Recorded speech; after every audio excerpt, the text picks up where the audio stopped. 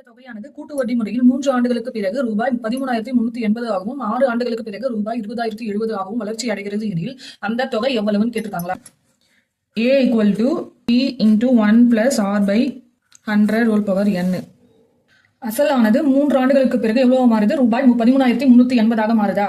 தொகை இருக்கும் 13,380 equal to P into 1 plus R by 100 whole power என்னோட வேல்யூ 3 ஆண்டுகளுக்கு பிறகு தானே. அப்போ இதை வந்து equation 1 வச்சுக்கோ.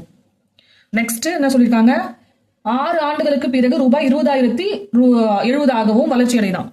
எவ்வளவு மாறுது? 6 ஆண்டுகளுக்கு பிறகு 20,070 ரூபாயாக மாறுதா?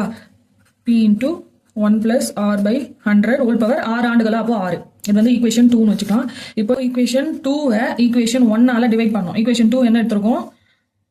இப்போ 20,070 equal to P into 1 plus R by 100 whole power 6. இது வந்து equation 2.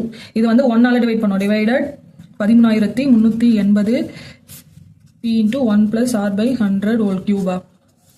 இப்போ 0 கேன்சல் ஆயிடும். 1308 இந்த 2007 கேன்சல் பண்ணா நமக்கு 1.5 கிடைக்கும். இந்த P கேன்சல் ஆயிடும். இந்த 3 மேல போச்சுன்னா -3 ஆயிடுமா? அப்போ 6 minus 3 நமக்கு என்ன கிடைக்கும்? 1 plus R by 100 whole power 6 minus 3 equal to 1.5.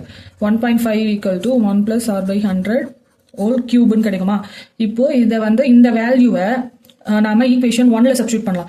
1 plus R by 100 whole cubeக்கு பதிலா நாம என்ன சப்ஸ்டியூட் பண்ணுவோம்? 1.5 சப்ஸ்டியூட் பண்ணுவோம் ஈக்குவேஷன் 1ல.